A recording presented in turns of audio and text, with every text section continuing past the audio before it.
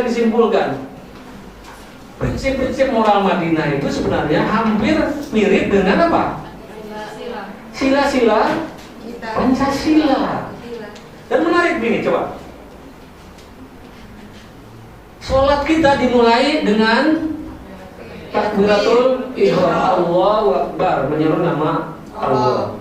Diakhiri dengan salam sejahtera ke kanan dan ke kiri. Al-Quran dimulai dengan apa? Bismillahirrahmanirrahim, menyebut nama Allah yang pengasih dan penyayang. Diakhiri dengan An-Nas. Diakhiri dengan An-Nas, menyeru kepada semesta manusia. Pancasila dimulai dari ketuhanan, diakhiri dengan keadilan. Sama gitu. Katanya gini tadi, Al-Quran dimulai dengan Bismillah, diakhiri dengan An-Nas. Apa sih pengertian An-Nas? Di dalam Al-Quran kita dapati 3 istilah yang punya konotasi makna yang berbeda. Di dalam Al-Quran pertama, manusia itu disebut dengan kata-kata Bashar. Qul innama ana basyarun mislukum. Nah, kalau Bashar itu pengertiannya manusia dalam dimensi biologisnya. Manusia dalam dimensi biologis itu, bahkan Rasul pun sama, kan tadi. Qul innama ana basyarun mislukum. Bahkan Rasulullah pun perlu makan, perlu minum, perlu nikah, sama seperti manusia yang lain. Bashar pengertiannya manusia dalam dimensi biologisnya. Kedua apa? Insan. Insan apa coba? Kalau kata-kata insan disebut biasanya manusia sebagai dimensi kerohaniannya, dimensi kejiwaannya. Dan di situ manusia sangat sempurna, jauh dari binatang. Makanya kan dalam surat At-Tin dikatakan, laqad khalaqnal insana fi ahsani taqwim. Aku ciptakan manusia itu dalam dimensi spiritualnya, kerohaniannya paling sempurna. Tapi kemudian kalau tidak dipenuhi nilai-nilai kemanusiaannya, apa berikutnya?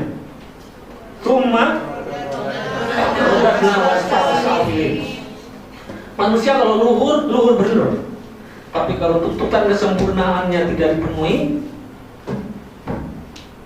apa tadi? Asfalasa ini dijerembabkan ke jerembab yang jauh lebih rendah dari binatang. Nah, tapi kalau An-Nas itu biasanya dimensi sosial manusia. Manusia di dalam hubungan politik dengan yang lain. Apa coba? Oh, ayatnya. Ini. Tadi. Ya ayyuhan nas inna khalaqnakum min dzakari wa unsa wa ja'alnakum syu'uban wa qabaila liya'arafu.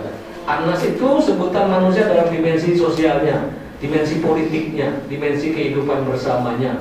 Dan kalau kita cek dari agama Al-Quran, itu lebih dari 50% kata-kata manusia lebih banyak diungkapkan dengan kata-kata An-Nas.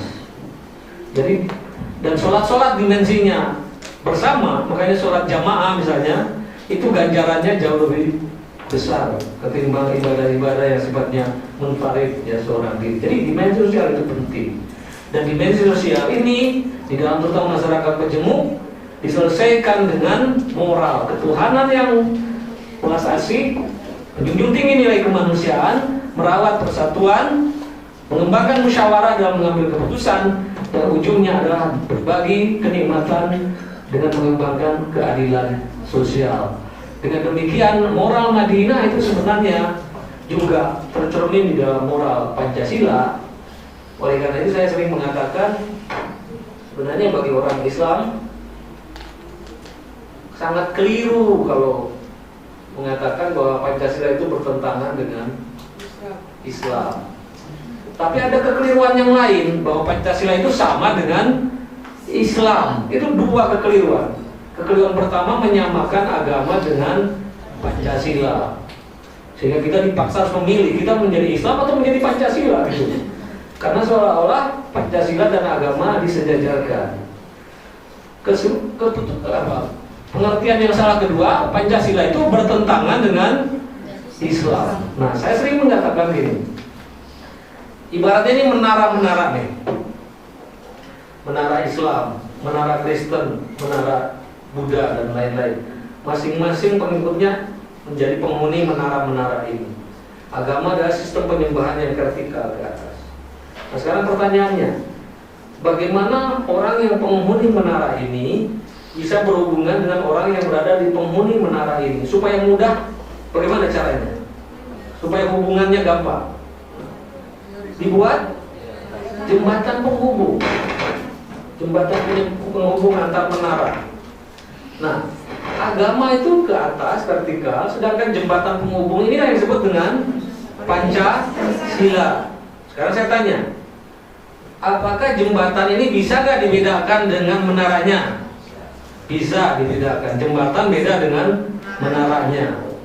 Jadi Pancasila bisa dibedakan dengan agama. Tapi saya tanya, apakah jembatan ini terpisah gak dari menaranya?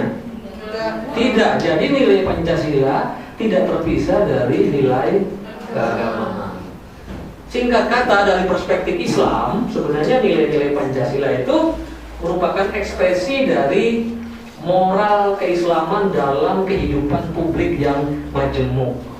Dan kebetulan agama Islam ini sejak right from the very beginning sedang lahir di dunia Arab, betul-betul kemajemukan itu sudah ada di sana, sehingga kita ini sudah sejak Rasulullah sudah biasa mengembangkan moral publik ya atas dasar kesepakatan konsensus. Dengan makanya Muhammadiyah menyebut Pancasila itu disebut dengan Darul Ahdi Wasyahadah, rumah perjanjian dan kesaksian.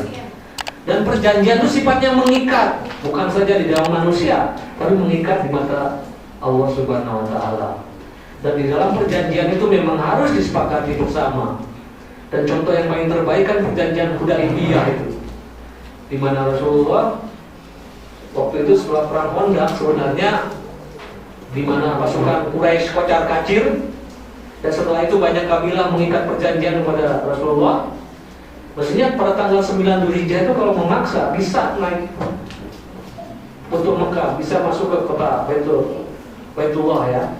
Tapi kemudian kan dicegat oleh Quraisy dan terjadilah perjanjian di namanya Hudaibiyah. Wakil dari Quraisy namanya Suhail bin Amr. Dilakukan perjanjian yang mendiktikannya Rasulullah, yang menuliskannya Ali bin Abi Thalib. Pertama dituliskan Bismillahirrahmanirrahim. Pak, kata Suhail, sejak kapan saya mempercayai nama Tuhan kamu Allah itu? Kalau dari itu dulu kami mengakui Allah Tuhan itu, ngapain kita susah-susah berperang? Dia bilang, gak mau perjanjian kalau kecuali kata Allahnya dihapus. Itu Sayyidina Umar sudah mau menggeridik, mau menguruskan pedangnya, kalau diam kamu. Akhirnya kata Allah itu dicoret. Yang kedua adalah wa Muhammadur Rasulullah. Waduh, kata Suhail, kalau aku ngakui kamu Rasul, ngapain pula kita berhadapan-hadapan seperti ini? Kali ini Ali bin Abi Thalib yang sudah mau menebaskan pedangnya, kata Rasulullah, diam. Akhirnya kemudian sama Rasulullah sendiri dirobek. Kemudian kata Muhammad Rasulullah diganti dengan Muhammad ibn Abdullah gitu. Barulah kemudian ketika kata Allah dicoret, kata Rasulullah dicoret, barulah perjanjian disepakati, maka perjanjian Hudaibiyah itu ditandatangani bersama. Jadi kalau di dalam perjanjian muamalah itu harus pada titik di mana disepakati bersama, dan perjanjian itu mengikat di antara kita. Sejauh perjanjian itu tidak boleh bertentangan dengan prinsip-prinsip moral Islam. Kecuali kalau perjanjian itu bertentangan dengan prinsip-prinsip moral Islam, barulah perjanjian itu tidak boleh kita tanda tangani. Tapi sejauh isi perjanjian itu tidak bertentangan dengan moral Islam, maka itu harus kita hadapi dan kita jalani. Dan dalam hal ini saya ingat pada Muhammad Nasir, pemimpin besar Masyumi, beliau mengatakan pada momen-momen penting menjelang kemerdekaan di mana para pendiri bangsa harus merumuskan dasar negara, yang meskipun mereka itu tidak semua dari partai-partai Islam, tapi notabene 90% lebih orang-orang Islam. Tidak mungkin orang-orang Islam itu mengambil satu keputusan mengenai dasar negara yang nyata-nyata bertentangan dengan Islam. Pastilah itu semua dijalankan dengan sesuai dengan moral Islam. Nah, oleh karena itu saya kira itulah yang bisa saya sampaikan tentang Pancasila. Jadi gak usah jauh-jauh amat tentang Pancasila ini. Bagi Gontor, sekali lagi saya kemana-mana selalu mengatakan saya belajar Pancasila dalam perbuatan itu dimulai ketika saya masuk di Gontor. Ya. Untuk itulah saya mengenal tadi keragaman internal di dalam Islam, saling menghargai satu sama lain. Kita juga berkenalan mulai orang Papua sampai orang Aceh di sana, dan kita bersatu dalam satu tarikan nafas menjadi Muslim 100%, menjadi Pancasilais 100%. Terima kasih. Wabillahi hidayah wa taufik. Wassalamualaikum.